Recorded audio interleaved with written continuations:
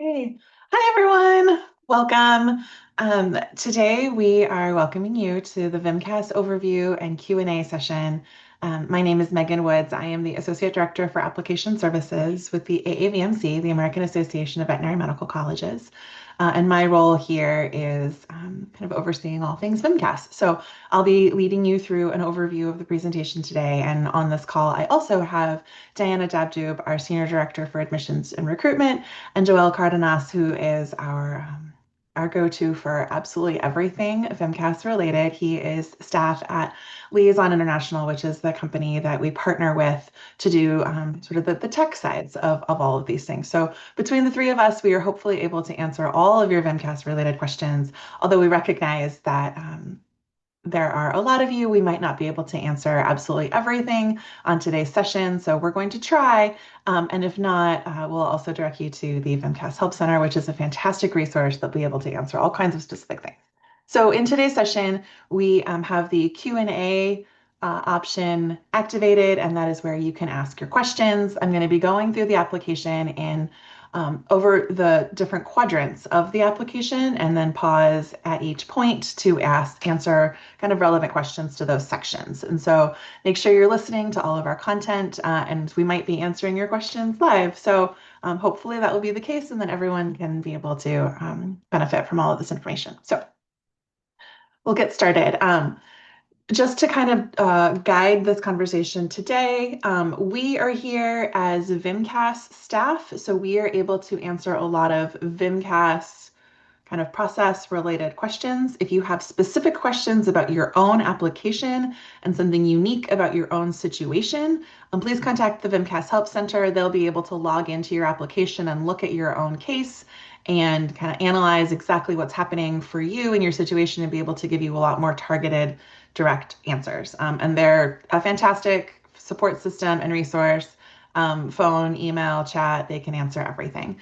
And if you have questions regarding a particular program, maybe things that they're offering or your own kind of qualifications or how a specific process works or what life is like in Iowa, please contact the program directly. All of our vet schools have admissions staff that this is their full-time job. They just want to talk to you and get you ready to apply and hopefully be admitted. So please reach out to them. They would love that opportunity to connect with you. And beyond that, hopefully we'll be able to answer all of your burning questions. So a little bit about us, the AAVMC, and why it matters to you on your vet journey. We are an association of all of the vet schools in the US and a lot of them abroad. We do advocacy and we for on the Hill, supporting issues that are relevant to vet schools. Right now, we're doing a lot with financial aid is a big one for everyone, and changes in education and higher ed landscape, but also things that are specific to veterinary medicine and research. And so that's kind of one thing that we do. We also do a lot of support for pre-vet students like this webinar. And a big one is accreditation. And so we partner with AVMA for the Council on Education, and that ensures that all of the vet schools that are a part of our organization are accredited, and that allows you as their student to be able to ensure that you're attending a quality program and are eligible to sit for the NAVLE exam when your program is done and be licensed to practice in the US. So that is an important one for everyone on this call to notice. All of the schools that are provided in VMCAS are accredited, and by attending any of them, you will then be able to be eligible to sit for the NAVLE and practice in the US. In addition to the schools that are in VMCAS, the two schools that are in Texas are also accredited. They are excellent programs. Please be encouraged. Feel free to apply to those. You'll have all of the rights and benefits of any other accredited program. They just have a Texas state law that prevents them from being in VMCAS, and that is just the only reason, because sometimes Texas is just kind of Texas. And so beyond that, they're a great program, and know that the schools in VMCAS are the ones that will allow you to then come back and practice in the US. I'm going to go over a little bit of the VMCAS application. It is divided mostly into 4 quadrants. And so your first section is personal information. That's all of your biographical information, contacts, details about you. Second is your academic history. all of your transcripts, course entries, any standardized tests. Your third section is the supporting information. That's a pretty bulky section of your common essay, your letters of recommendation, all of your experiences and achievements. And then the fourth section is the program materials.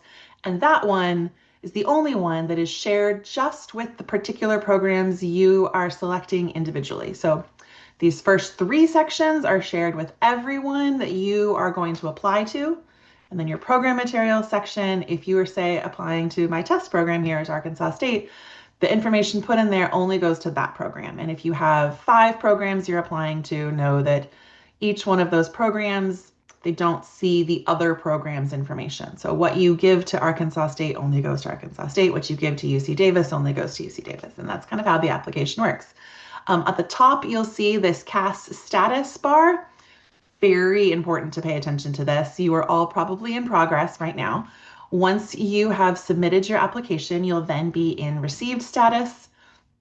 Once we have received once we've gotten all of your materials, your transcripts, any test scores that you have, then it can go into the completed status, and then the verification process begins. And that is something our staff does, and we make sure that the coursework you entered matches what's on your transcript and make sure that everything is kind of ready to go for your application, and then they're sent to the programs that you apply to.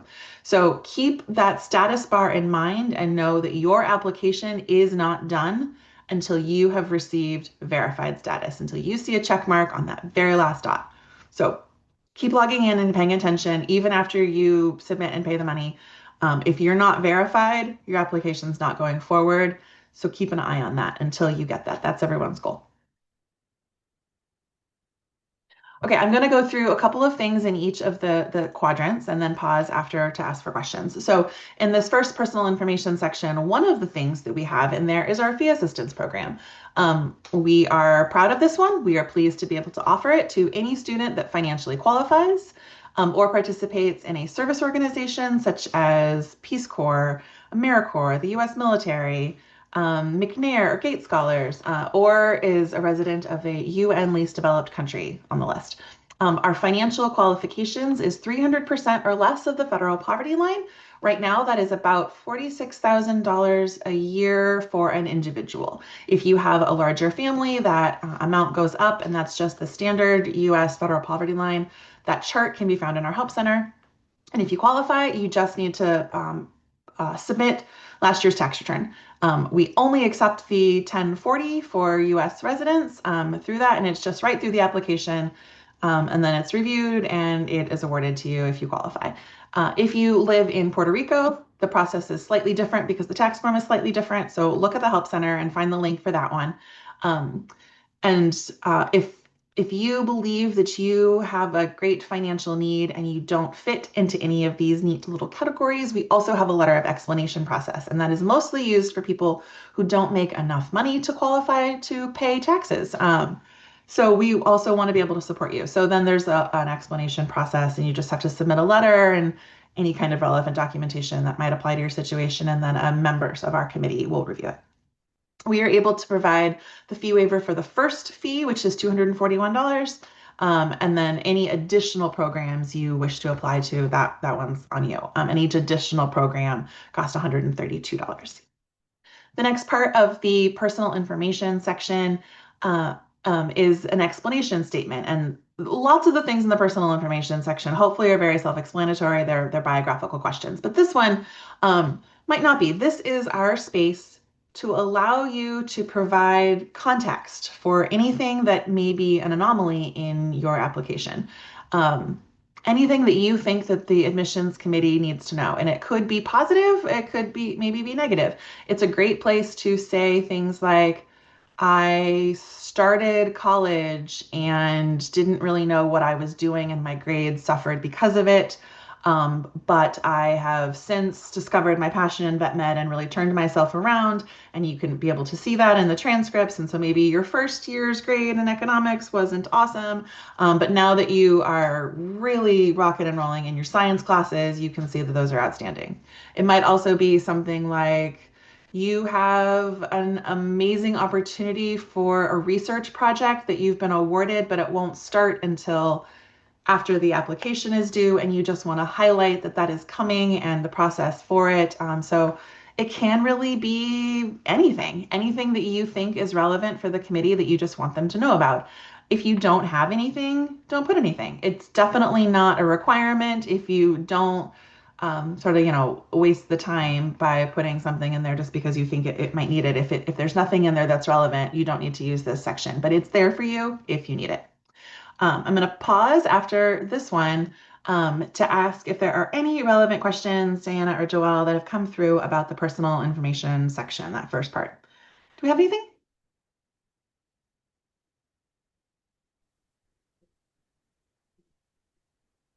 Not just yet around personal Okay. information, but some later. Okay, great. I'll continue then. Thank you. Oh, wait, there's one. Sure. Is it appropriate to share home family circumstances in the explanation statement? Um, Yes, you certainly can if it is relevant to your application and your journey and your process. Um, Absolutely. If you are comfortable sharing it, please feel free to.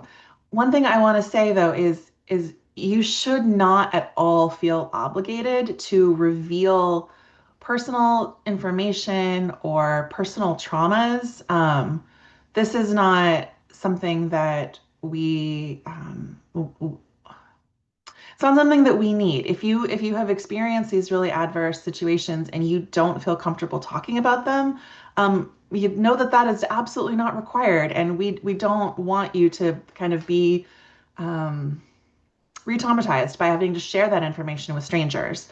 So if it isn't something that you would want to share in a job application or in an interview, also know that you are not in any way obligated to write about that here. But if it is something that's relevant to your journey and your story and might not be otherwise reflected in your application anywhere, then absolutely this is a great spot to put that. So it could be something like, you had to work full time and because of a particular family situation, or you spent a lot of time caring for, doing, elder care or some other situation where you were otherwise involved. You could write about that if you wanted to, if that is relevant. As kind of a similar kind of question around the explanation statement. Is it appropriate to share career change in this explanation statement? Yeah, absolutely. If that's not something that's accurately indicated anywhere else in your application, you can write about that here. Know that this section is pretty short and you'd want to keep that brief. You also might want to highlight a career change in your essay. So no need to duplicate information. Just kind of pick whichever one is relevant for your own personal story. And I know somebody has their hand up. If you can write your question in the Q&A, that would be really helpful. Thanks. I think you can continue. Okay, our next section is the academic history, and this one's kind of a bulky section. So we need you to list all of the colleges you've attended, and you're going to enter in all of your coursework. So when you list all of your colleges attended, know that this includes every college you've attended. If you transfer courses, we need to know where you originally took them. And so every institution has to be reported. It just has to be reported once. So if you go somewhere, leave, come back, you still just have to report the institution just once. And we need to know everywhere you've gone, even if you don't think it's relevant to vet med, even if you didn't get a good degree, we still need your official transcripts. We still need to know where you took the course. A couple of things that have a little bit of a different situation is AP classes often are only shown on the first university that accepted that credit. So we don't need your high school transcripts. We just want to see the university that accepted that class and that coursework and that grade and awarded you the credit. This might also be true for a dual enrollment program. So we don't want high school transcripts. We only want the college that initially awarded the credit. If you studied abroad, you will likely see that on a U.S. institution transcript. There are a few situations where if you directly enrolled in an international institution that you might need a transcript from that institution. But for a semester abroad program, that's pretty rare. If you think you're in that situation, check our help center and contact maybe support to ask about your situation. If you attended a university internationally outside of the US, say you are an international student and you went to the university in your home country, you have to report that, and then you also have to request a international translation of your transcript. So we use a WES evaluation, the World Education Services. They will translate your coursework. And we need all of US and English speaking Canadian coursework is inputted here and entered, and international coursework or French speaking Canadian coursework, those need the WES evaluation. Also include undergrad, graduate, doctoral, anything else that even if you took, a music class at a community college, something that met your gen ed requirements, all of those things also need to be in here. Um, for each institution that you've attended, you have to request a transcript. You do this right through the application. There's a little wizard that you can follow. Most universities do electronic transcripts through Parchment or the National Clearinghouse. You just have to check your university registrar to see which company they partner with. And both of those can be linked right within the VMCAS application. WES transcripts have to be ordered specifically by WES, and that is also a link process in the application. Know that the WES evaluation takes a while. It can take up to 4 weeks, so don't delay. If you're on this call right now, you have a little over 4 weeks before you're up, 5.5 weeks before your application is due. So now is the time to make sure you have that if you don't already. And if your university doesn't do electronic transcripts, we also have a process for paper transcripts. We don't accept emailed transcripts. So it's either direct translation of the electronic transmission of the transcript or paper. And the paper ones are often maybe a small community college that doesn't have the electronic transcript system. Totally fine. We have a form that you download, a barcode that attaches to it. You send it to your registrar. It's a pretty seamless process. So just follow the instructions in there. The important part is that we need every transcript where the course originated, regardless of if it transferred elsewhere. So wherever you took that course, that's the transcript we need. And if we don't have it and we see that the course transferred somewhere and we don't have the original one, your application won't be accepted. It'll be sent back to you and you'll have an opportunity to redo that, but it takes time. And depending on when you submit, it might be too late. So I don't want anyone on this call to get stuck in that situation. This is pretty important. Next part of this section I want to talk about Hey, is the essay. Megan, Yeah, if you yeah. want to go back, there were a few questions around study abroad. Ooh, So maybe absolutely. this might be a good time to answer that. Sure. Um, okay, let me go let me find the questions. There was a question around I studied abroad. My coursework abroad was through my home institution. Do I need to include the college that hosted me, although they did not officially provide credit? You do not. That is a good situation. That is a study abroad that is through the US institution. That one shows up as originated from the institution where that awarded the credit, which is your home institution. So that would be one of those situations where study abroad is sort of treated just like domestic coursework. There's an opportunity in the coursework entry that there's a little checkbox, you just say study abroad. But you don't need a separate transcript because a separate transcript likely doesn't exist. You couldn't get one directly from the university that you attended if you attended, something in Spain, because you weren't a direct enrollee there. You were an enrollee of your home institution.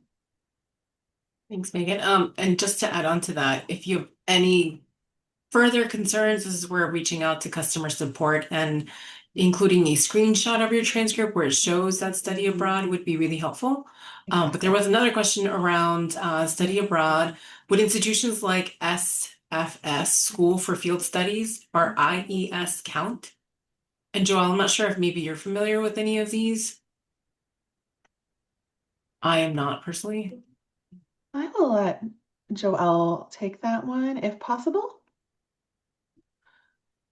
All right, thank you. Yes. So School of Field Studies is a school that can have a transcript submitted for coursework completed with their study abroad program or programs. Um, I'm going to get back to you in just a minute. I just want to make sure that I understand which specific school it is that you need to contact or will have a transcript sent into if you attended and completed a program with the School of Field Studies. So just one moment. Yeah, and then just again, we'll plug our customer support here. We have specific questions, but there was another question from the same person around college courses. I had college now courses in high school that transferred over into my freshman year. Do I include that? Yes, if you were given college credit, and a college accepted those, yes, you would include that. That's probably like a dual enrollment type situation, in which case, the first school that accepted those coursework and awarded the credit is the one that we'll need the transcript from. So if it was taken in high school and say it's also on a high school transcript, you don't need to submit that. You just need to submit the one that awarded the credit. Yeah. And then there's questions about like AP and dual enrollment entered as fall freshman year semester. Yep, And that is yep. correct. AP is entered in as your first semester, and in the institution that accepted the credit. All right. I'm trying to think if there's other questions here. I can't remember, Megan, if you're gonna get to, there were some questions I think about PTE. Is Mm, that in one of your next slides? I that can't remember. isn't. I can answer that now. So I think there might be maybe some confusion. The question was somebody, I guess, has they said they pay to get their resume sent. Why do you have to pay $80 to get my courses put in as well?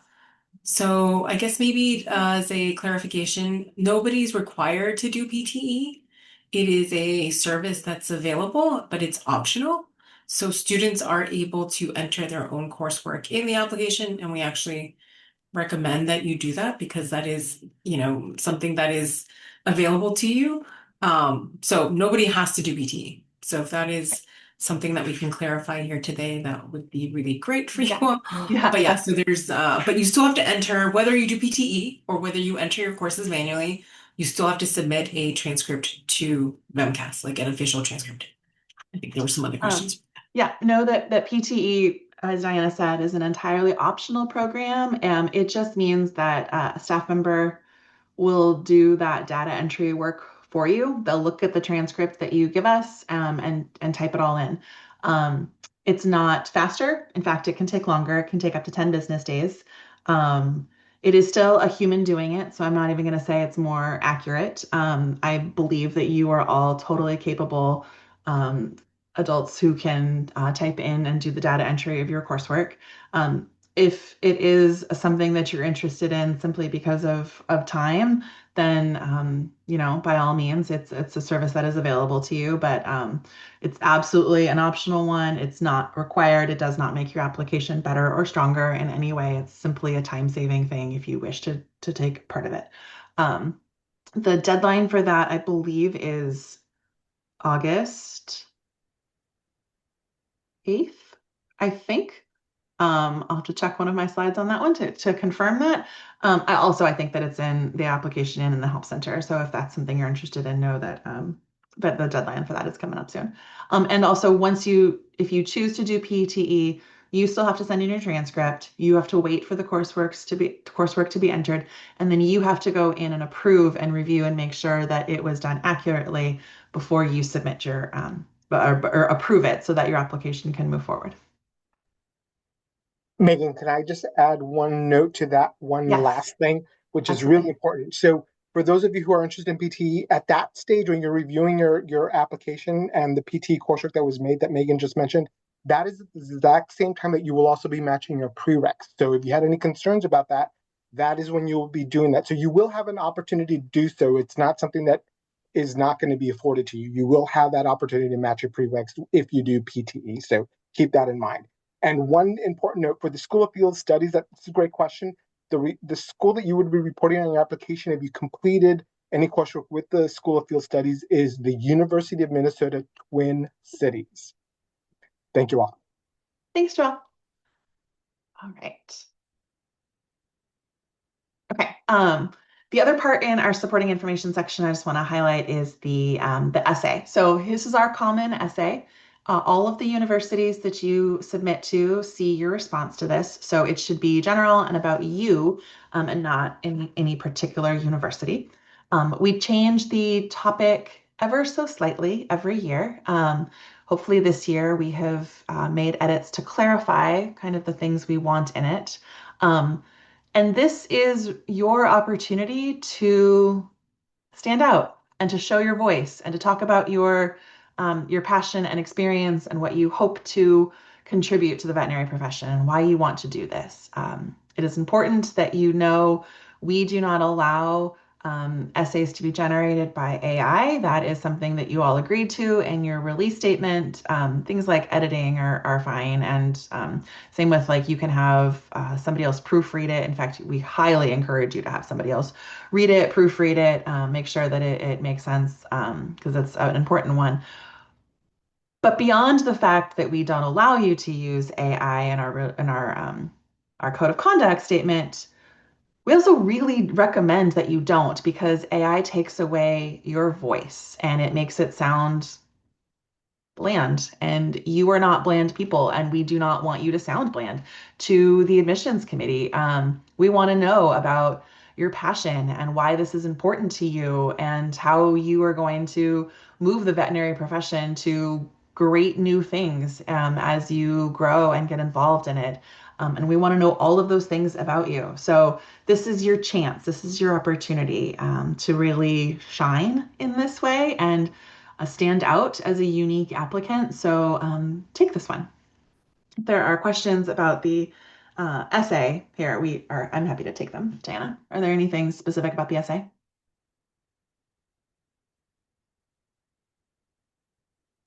Megan, there was just a general question around essays. Yeah. How do you make your essay stand out? Ooh, it's a great one. Well, I would say that you need to think about how you stand out as you as an individual, your story, what makes you entirely unique as an applicant, because there are 12,000 people that apply every year through VMCAS, and that means there are 12,000 unique stories.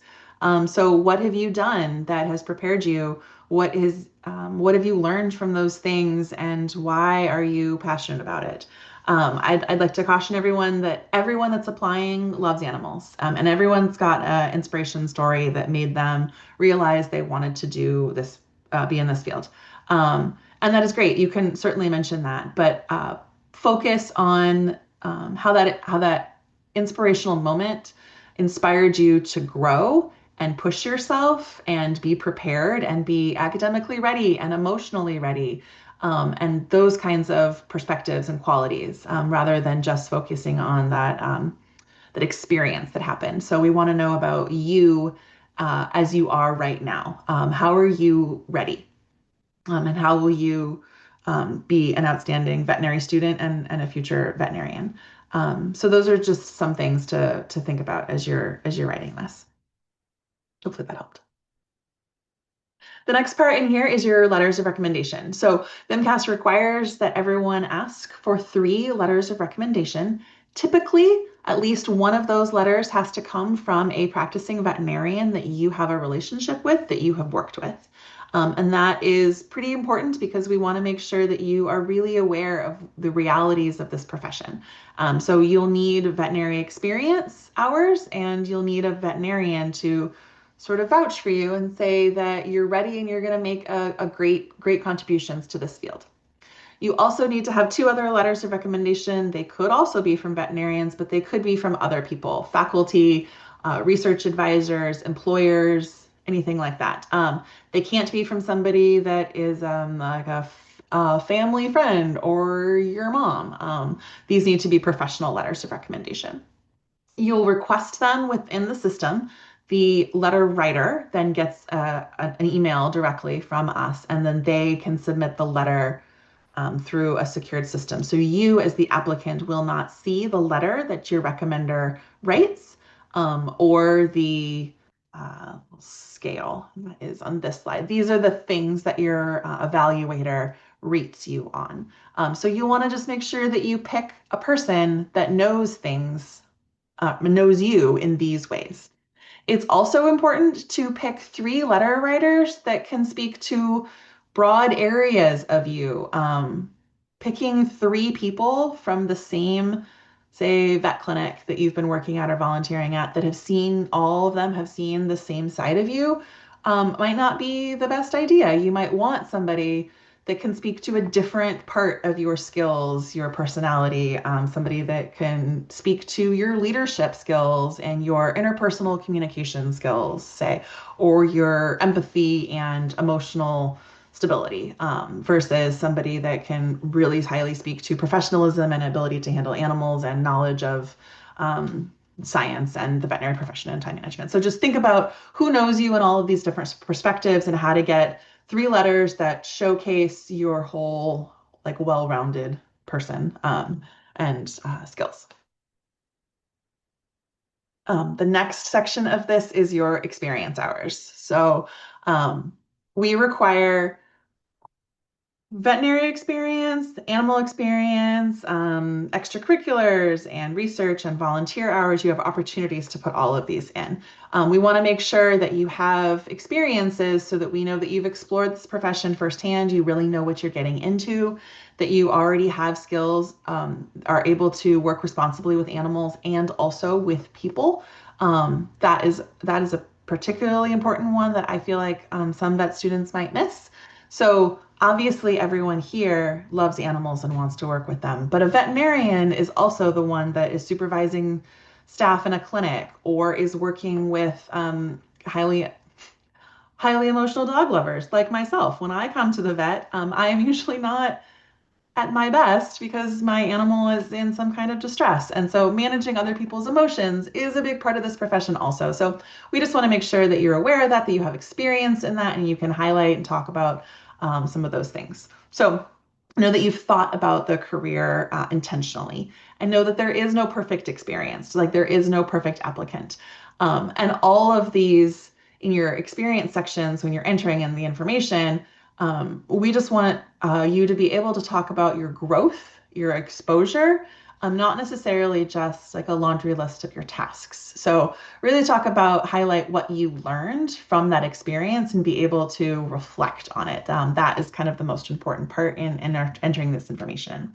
Every year we get the question of how to, like, physically enter it in, whether it should be a narrative form or bullet points, and know that I have polled just about all of the admissions directors at all of the institutions, and they all say it doesn't matter.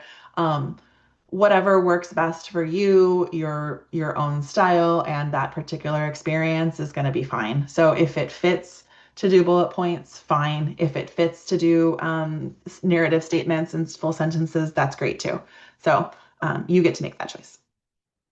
We have 2 key areas of categorization of our experiences. The first is veterinary experience, and this is something that takes place under the supervision of a licensed veterinarian, and they are involved in your work. So this could be in a clinic setting, it could be on a farm, it could be in some kind of other healthcare, health-related, health sciences, wildlife, zoos, things like that. You are directly underneath a veterinarian, you are shadowing them or working alongside of them, assisting animals. The other part, the other area of entering in your experience hours is animal experience. This is fantastic. You need to have this. We want you to have this. These are any experiences that are not under a veterinarian. It could be a lot of them. Work in shelters and on farms and volunteering and all of the experience you've had in 4-H or various other organizations such as that, all need to go in animal experience. And know that we accept experience hours high school and above. So not anything before high school, but if you have relevant experience in high school and in college, include both. We also say if you are debating on whether or not to include something, you should include it and let the admissions committee decide if they think it's relevant. If they don't, they will ignore it, and that's fine. But if you don't include it, you take away that opportunity from them to see it and make that decision. So include it all. In addition to those two areas of categorization in the application, we also have other experience sections that will definitely strengthen your application. Research, if you have been lucky enough to have the opportunity to participate in research, please include that. It can really strengthen your application. Same with employment, non-animal related employment. This one I want to highlight, especially thinking about how to kind of spin and talk about your non-animal related employment in a way that really benefits you as an applicant. If you have done something like been a server in a restaurant or worked in a movie theater or something where you are working with a lot of people, you are learning really valuable skills that will benefit you and enhance your abilities as a veterinarian. You are learning leadership and time management and conflict resolution and dealing with difficult customers. And all of those things are absolutely related to the profession. So being able to talk about translate that experience you had that you might not think is relevant, thinking about the skills you learned and what you gained from that, being able to translate that to your future in this profession is going to be highly beneficial to you and to the committee to be able to see that. Same goes for extracurricular activities. This can be club involvement or sports or other things like that. Having those is great. They show leadership opportunities, time management, and also highlights you as a well-rounded, unique, interesting individual. We certainly don't want each one of the vet school classes to be made up of people that are all the same. How boring is that? How could we ever learn from each other if we've all had the same kinds of experiences in life? So this is your opportunity to highlight all of those things. So remember, high school and above only include hours that have actually been completed by the deadline of September 15th. You can say this is ongoing and I will anticipate doing X number additional hours, but you can't include those hours that you haven't actually finished in the hour entry section. You can't double count hours, so you can't put them in multiple categories. You just have to select kind of the best fit. And we recommend not excluding anything. And know that the quality of the experience and your reflection on it and what you gained from it is more important than just sheer volume of hours. This is just a little chart to help you decide where to categorize it. So if it was research, if it was extracurricular, those ones are fairly self-explanatory. The animal one gets a little more complicated. Essentially, if a veterinarian was involved, it's veterinarian. If an animal was involved and not a veterinarian, it's animal experience. And then other things that were related. So employment that was not animal related goes in employment, but employment that was animal related and was supervised by a veterinarian, you'd put in the veterinary experience because that's sort of like the higher level. So this just kind of helps you guide through this.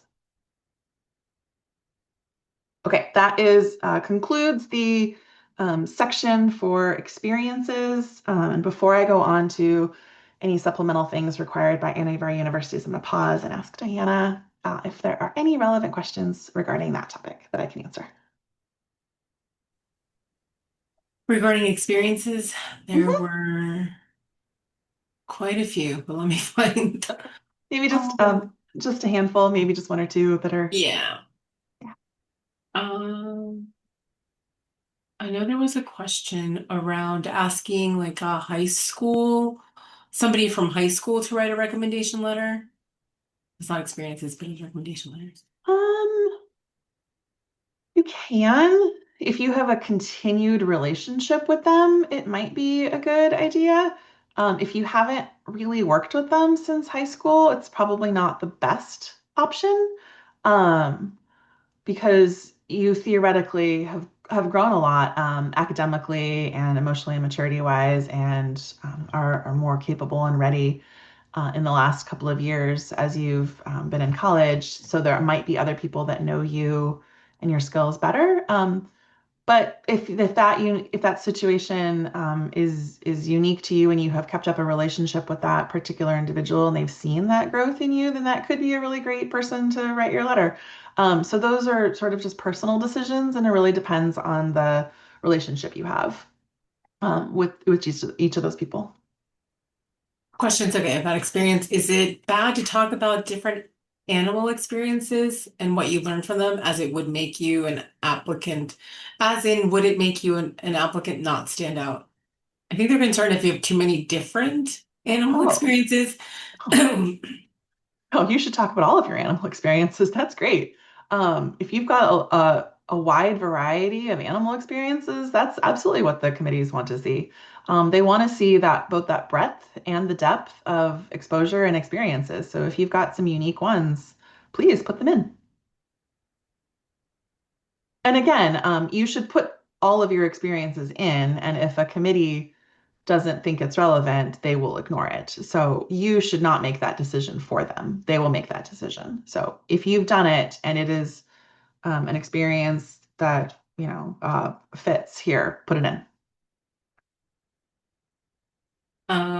One last one before you can move on. And my coworker and I are both applying to the same schools. Is there an issue if we have the same doctors write our recommendation letters, or should one of us seek other DVMs from recommendation letters? Nope, if that veterinarian has supervised both of you, they absolutely should, and that is the best choice for both of you. They should write that letter of recommendation. A lot of veterinarians write a lot of letters every year, and it could be that they're writing letters for two students applying to the same school, and those two students don't know each other, so they wouldn't know that is the situation. Hopefully, the letter that the veterinarian writes for each of you will be different. Hopefully, it won't be a form letter. So you might just want to check with the letter writer about that you are each unique individuals with unique experiences, and hopefully have maybe done a different variety of things in the practice. And so they should be able to speak to those and rate you differently. But yeah, lots of veterinarians write lots and lots of letters. So So absolutely. Megan lied. One last question, because I saw this actually, I think, a few times around. Okay. If they select no to the question about reaching out to their employer, will that reflect poorly on their application? I don't believe so. Um not We sure do that. know of one school that does contact their experience, the people that you've listed as experiences, but sometimes there is no ability to contact that person because Yeah, they may no longer be there. So I think there's an awareness of there may be some that you can't contact just right. because time has Um, passed. Time has passed. And I don't think that would reflect poorly. I think of, my own experiences and all of our experiences in applying for jobs. And sometimes that just happens. You don't necessarily want to tell your employer that you're thinking about leaving. And that might be the reason you don't want them to contact a current employer. And everyone knows that. That's totally fine. So I don't think that would reflect poorly on you. If it is reasonable to state that in a very small way, you can in that the description section, although you only have 700 characters, so that might not be possible. But I don't think that it would reflect poorly on you. If you have great concerns about that, that is something you can just reach out to the particular schools that you're applying to and ask them, and maybe describe a little about that particular situation and why you don't want them to reach out to that employer. Something like you don't want them to know that you're contemplating leaving. Um, so I think that'd be fine. All right, anything else? I think we're good for now.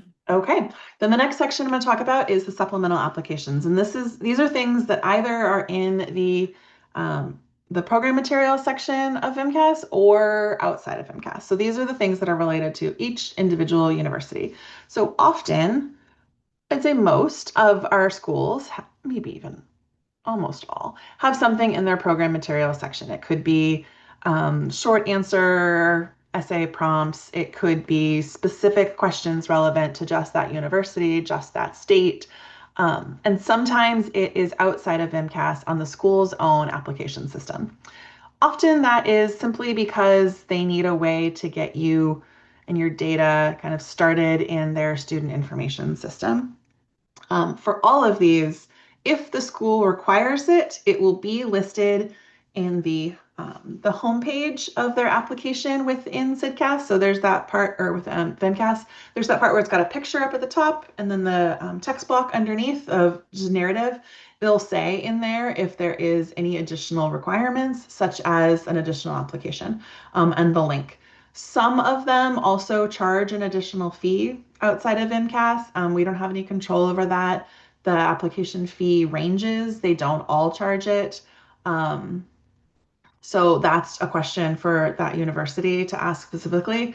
So those parts are kind of handled outside of MCAS. Sometimes they're done at the same time. Sometimes they're kind of done a little later. So often the supplemental applications are due on the same day as MCAS, which is September 15th, if you don't already know. And always the application is not complete until all requirements are met, and that can include the supplemental application. So don't miss that part if the school requires it. So as I said earlier, sometimes there are short answers, sometimes there is, they need you to verify residency. There might be some kind of form you have to upload, something that's really specific, maybe something that's just worded very specifically because of a state law. They have to ask particular things in a particular way. That aren't able to be asked in the core VMCAS application because it's shared with so many states and countries. So I've seen a couple that are related to military service or attendance at that university in the past, things like that. So they're not usually a very big deal. Just make sure you pay attention to whether or not they require them. All right, and as I mentioned at the very beginning, this status process is really important. So you see this as the bar on the top of your application. You are all probably in progress right now. That means you have not yet submitted.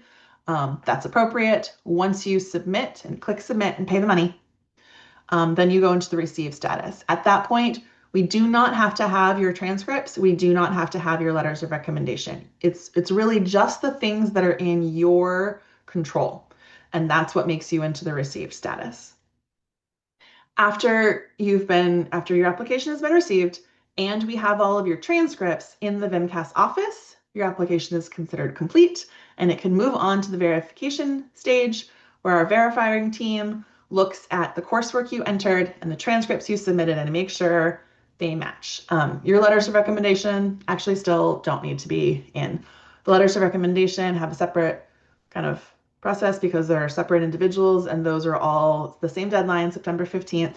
But the other parts of this application process and your status aren't related to that. As long as those are received by September 15th, you're good to go.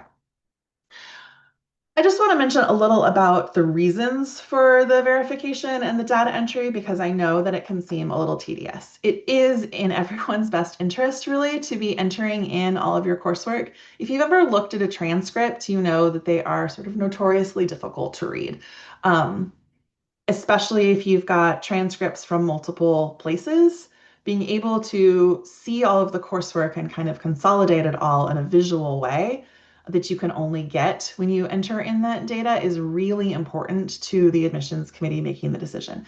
It also allows them to calculate and divide your GPAs a little differently. So most of the schools want to look at your science GPA and your prereq GPA because likely your science GPA is going to be better and it will be a better indicator of how you will be able to handle the difficult science classes in that school. So those are important. And a lot of schools look at your last 45 credits earned, the GPA of your last 45 credits earned, which is particularly great for a student who maybe didn't know what they wanted to do their freshman year and their grades weren't awesome, or they just adjusted to college differently than where you are now. And so your grades reflected that. And so the grades you're earning now in your upper level classes farther along in your academic journey are a better indicator of your success as a veterinarian or a veterinary student. And so that's why they wanted to be able to look at those. And so that is the reason that we make you do this kind of tedious data entry. It really is in your best interest. And so again, this is your status. You're not done until it's verified. Don't forget to stop looking at your application and make sure that that is true, that you're in that status. If you think that you should be and you're not, and you're concerned about it, that's a great time to reach out to customer service and they can look at your application and see kind of what the holdup is. If your application gets undelivered, it could be for a few different reasons. This is why it is important to not wait until the very last minute. Yes, our deadline is September 15th at 11:59 p.m. Eastern time.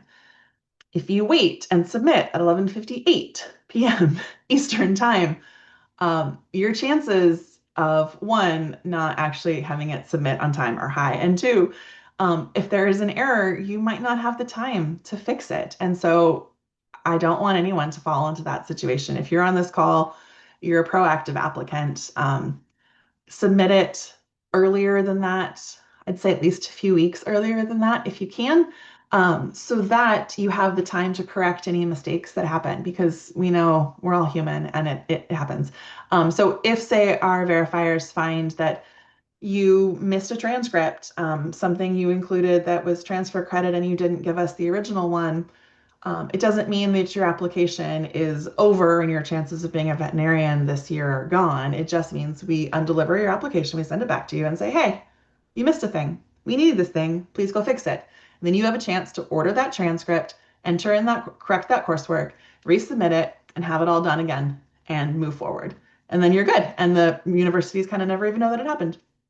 Same with if you misentered in coursework, if you entered in prereqs wrong or your prefixes wrong and they don't match quite right, you'll have a chance to change those things. And so that is why not waiting until the last minute is in your best interest. Also know there is no perfect applicant. Growth matters more than perfection. Perfection can't really exist here. We want a well-rounded, engaged, diverse class of veterinarians because we all can learn from each other. So there isn't a perfect applicant, and even if there was, we would not want a class full of them. A lot of the vet schools use a holistic review process where they're looking at a lot of different attributes of your application. It's not just your GPA, it's not just the number of hours you have. It can be all kinds of personal qualities, how you fit with the mission, vision, and values of a particular vet school, your academic readiness, how meaningful and have your experiences been, and how are you able to reflect on those? So those are all really important parts that you should be able to highlight in this application. And that is the end of my presentation. Diana, are there any additional questions that have come through that you think I should answer for everyone? There are a lot of questions, and unfortunately, we won't be able to get through all of them, but I am hoping that the last kind of part of the presentation answered questions about the verification process, because there were a number of verification process questions, in particular around, do you need to be verified before September 15th, and kind of how that process works. You don't need to be verified before September 15th. We know that a lot of people submit late, not late, but closer to the deadline. And the verification queue, if you were to submit your application right now, probably takes 1 to 2 days. As we get closer and closer to September 15th, that line just becomes longer because of the sheer volume. And so we know that it takes a little longer. You don't have to be verified by September 15th, but you do have to have your application submitted and all the documentation received by then. And then our team will verify those over the next few days after the deadline before we can transmit them to the universities. And then kind of as a follow-up, if there's an application that's undelivered, corrections, do they have to happen before September 15th? Most of them, yes. There'll be a few exceptions where we can take additional documentation for a few days after the deadline, depending on what that correction is. So I highly recommend that you don't kind of count on that process and you make sure that all of your documentation is in before the deadline. But we do have a little flexibility as our team is reviewing those things. So it is possible, yes. Yeah, and there's some things like, let's say you had a subject that was incorrectly, matched for one of the courses that you entered manually, right? Like those little things can be corrected, but there is a window of we stop Right. There is accepting a window. Yeah. any more edits or updates. Yes. Um, Joelle, do you see any question that we should address in the last 6 minutes? There were a number.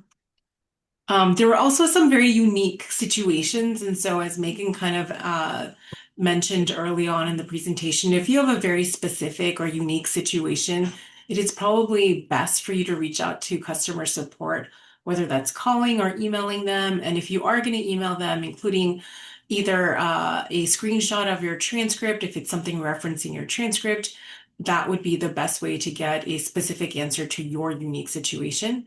Because it's hard for us to, without having, without seeing your transcript, without seeing something to really answer your questions and make sure that we're giving you the correct answer. Let's see. Oh, there were questions about GRE or MCAT scores.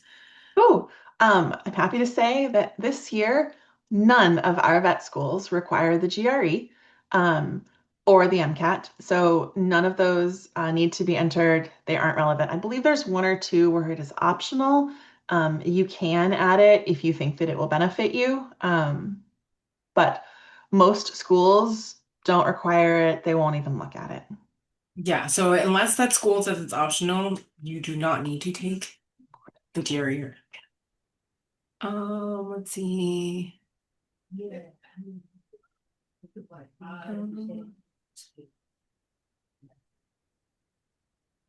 Um, oh, again, I think we kind of answered this question because this is early on about verification. Um,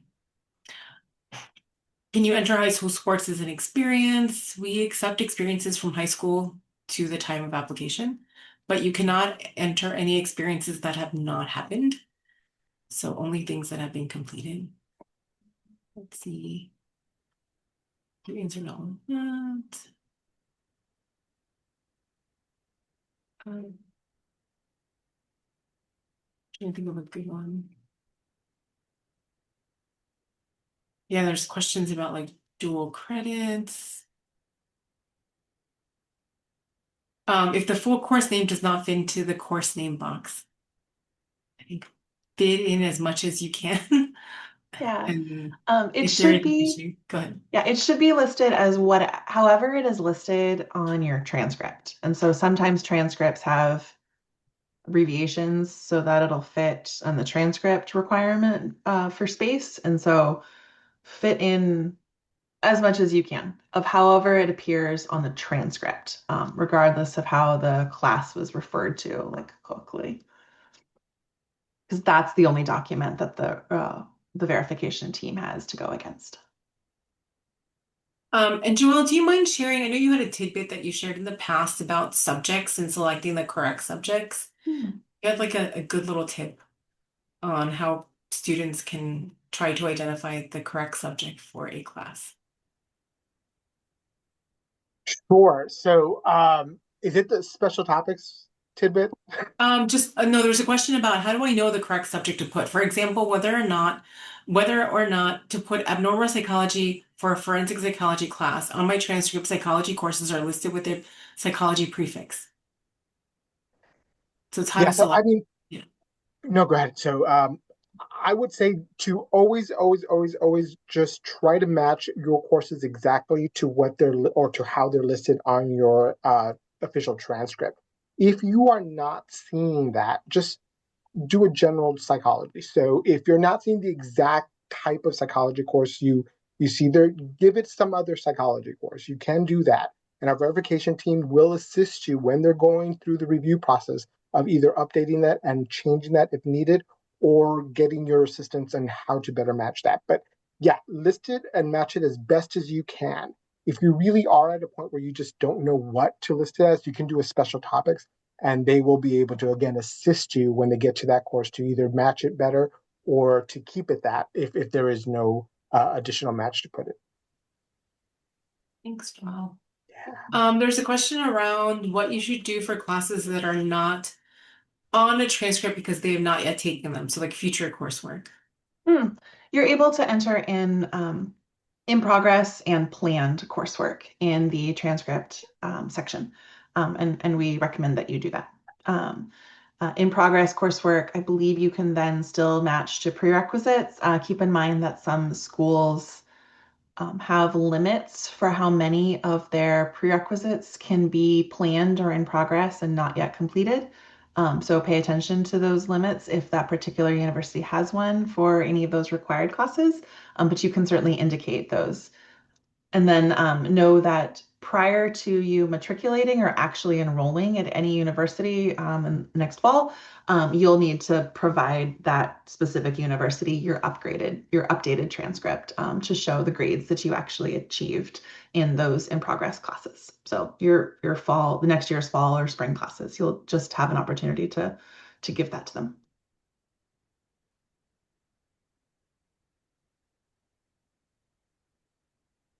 Think we're at time unless you have Okay. any last Yep. minute. We are at time. So thank you all so much for attending this. This presentation was recorded. It'll be sent out to you. We'll also post it on our YouTube channel so you can see it and share it. I hope that this was helpful. We'll be having another one of these sessions, I believe next week, could be the week after. And so watch your email for that if you want to attend one of those.